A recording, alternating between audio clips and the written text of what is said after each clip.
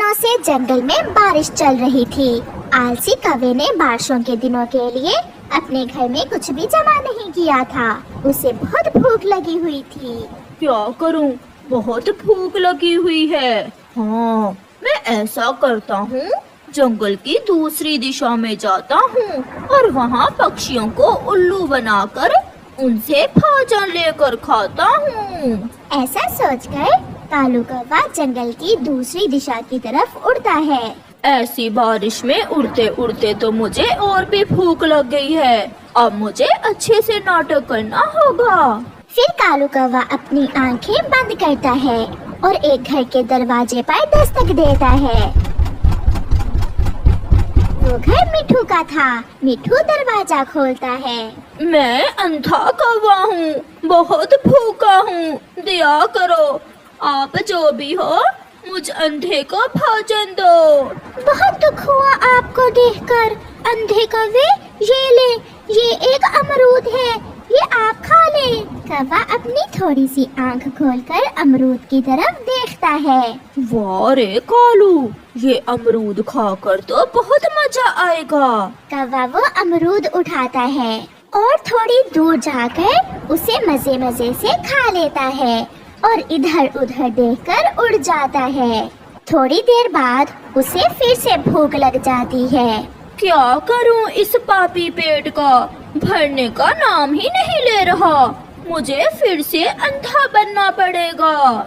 इस बार कौवा अपनी आंखें बंद करके दूसरे घर के दरवाजे पर दस्तक देता है।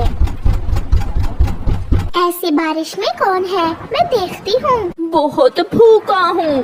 अगर अंधा ना होता, आप सबकी तरह मैं भी बारिशों में अपना भोजन जमा रखता। मुझे कुछ खाने को दे। बेचारा कितनी मुश्किल में है। ये ले अंधे और गरीब कौवे, ये दाने ले ले और इसे खा ले। चिड़िया अपने घर चली जाती है और कौवा फिर से उड़ता है और दूसरे पेड़ के नीचे बैठकर पेट भर के दाना खा लेता है। अब जाकर पेट भरा है। अगर बारिश न होती तो मैं इसी पेड़ के नीचे सो जाता, मगर मुझे अब लौट कर घर वापस जाना होगा। फिर कौवा तेज बारिश में वापस अपने जंगल की तरफ उड़ता है। रात हो जाती है। खिड़की से ठंडी हवा आ रही थी। कौवा जल्द ही सो जाता है। बारिश थी कि रुकने का नाम ही नहीं ले रही थी। कबूतर, क्या हुआ आप ऐसी बारिश में? मिठू यार, मुझे भूख लगी है। घर में कुछ खाने को है तो दो। कबूतर, अब तो ये दाना ही है। एक अमरूद था, वो कल एक अंधा कौवा ले गया। अंधा कौवा? मगर मैंने देखा कि वो अच्छे से देख सकता है। वो तो बारिश में ऐसे उड़ते हुए जा रहा था जैसे 5 महीने का जवान हो। तो फिर वो कौवा मुझे उल्लू बनाकर मेरा अमरूद ले उड़ा। कौवा फिर से उठ जाता है। भूख फिर से उसे सताने लगती है। जब तक बारिशें रुक नहीं जाती, मैं वही काम करूँगा। अंधा बनूंगा और पक्षियों से भोजन लेकर खा लूँगा। ऐसा सोचते हुए कालू कौवा फिर से उड़ता है। वो फिर से जंगल की दूसरी दिशा में पहुंच जाता है। कौन है? मैं अंधा कौवा हूँ। प्लीज मुझे कुछ खाने को दो। बच्चे मुझे भी कबूतर कहते हैं। आ गया फिर से नाटक करने, कौवा कहीं का। कबूतर दरवाजा खोलता है।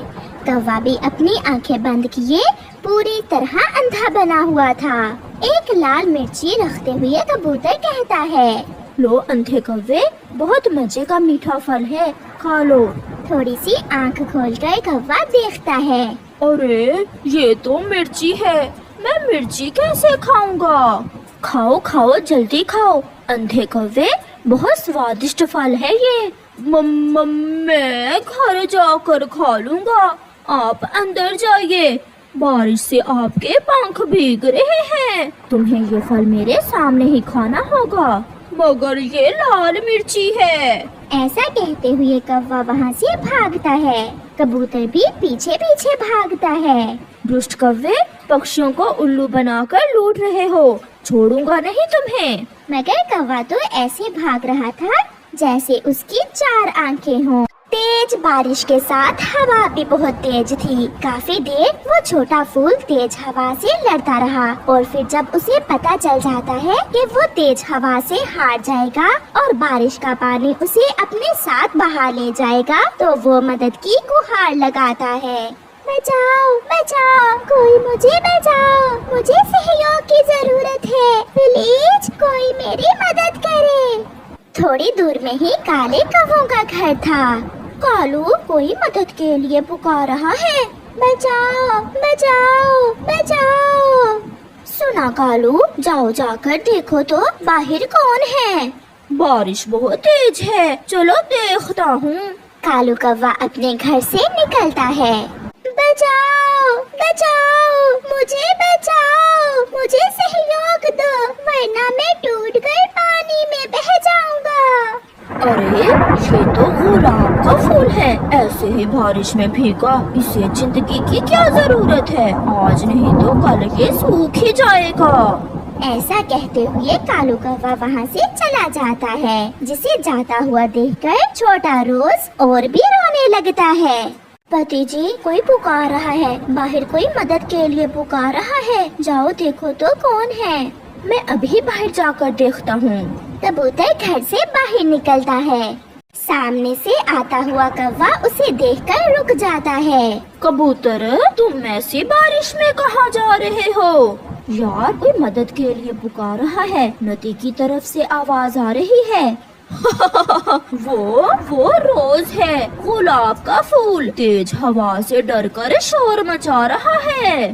फूल, उसे जीवन की क्या जरूरत है, वो तो वैसे भी कल तक मर जाएगा। मैं घर में वापस जाता हूँ।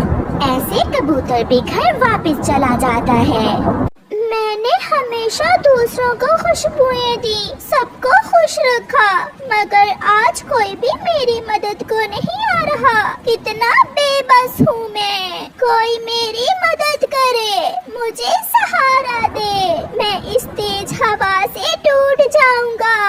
मम्मा, कोई है बाहर, कोई मुश्किल में है, कोई मदद के लिए पुकार रहा है, मेरी मदद करो, मुझे बचाओ। हाँ बेटी, बाहर तेज बारिश है, आप घर में ही रहे, मैं जाकर देखती हूँ। नहीं मम्मा, आप बारिश में थक जाएंगी, मैं जाती हूँ। फिर गुड़िया अपने घर से निकलती है। ऐसी बारिश में कैसे उड़ते हैं, उसने सब अपनी मम्मा से सीख रखा था। वो तेजी से उड़ती हुई नदी की तरफ जाती है। ये तो रोज है, मुझे बचाओ छोटे चिड़िया, मैं अभी मरना नहीं चाहता, मुझे जीना है, प्लीज मुझे बचा लो। मैं आपकी मदद जरूर करूंगी, मगर मुझे योजना बनाना होगी कि मैं कैसे आपको इस बारिश और तेज हवा से बचा सकती हूँ। अभी आई, मैं अभी आती हूँ। ऐसे कहते हुए गुड़िया अपने घर वापस भागती है। वो बहुत तेजी से उड़ती है। मम्मा मम्मा, रोज मर जाएगा, वो बारिश के कतरों से टूट जाएगा और तेज हवा उससे बखेर देगी। तो वो रोज है जो मदद की गुहार लगा रहा है। हाँ मम्मा, वो रोज ही है। मम्मा, आप मुझे वो छाता दें जो मेरी नानो मेरे लिए लाई थी।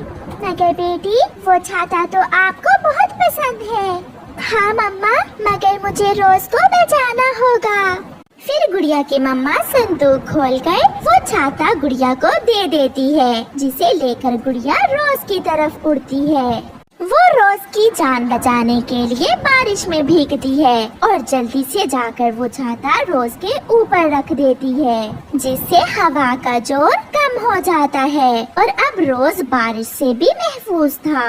आप बहुत अच्छी हैं, आपने मेरी जान बचाई। मम्मा कहती है हमें हमेशा एक दूसरे की मदद करनी चाहिए। आज से मेरी और आपकी दोस्ती पक्की हुई। जब तक मैं जिंदा हूँ, मैं हमेशा अपनी खुशबुएं आपको दूंगा। दोस्त, मैं भी हर रोज आपसे मिलने आया करूँगी। ऐसे रोज हंसने लगता है। वो बहुत खुश था और गुड़िया अपने घर चली जाती है। प्यारे दोस्तों, इस कहानी से हमें सीख मिलती है कि हमें हमेशा मुश्किल में दूसरों के काम आना चाहिए।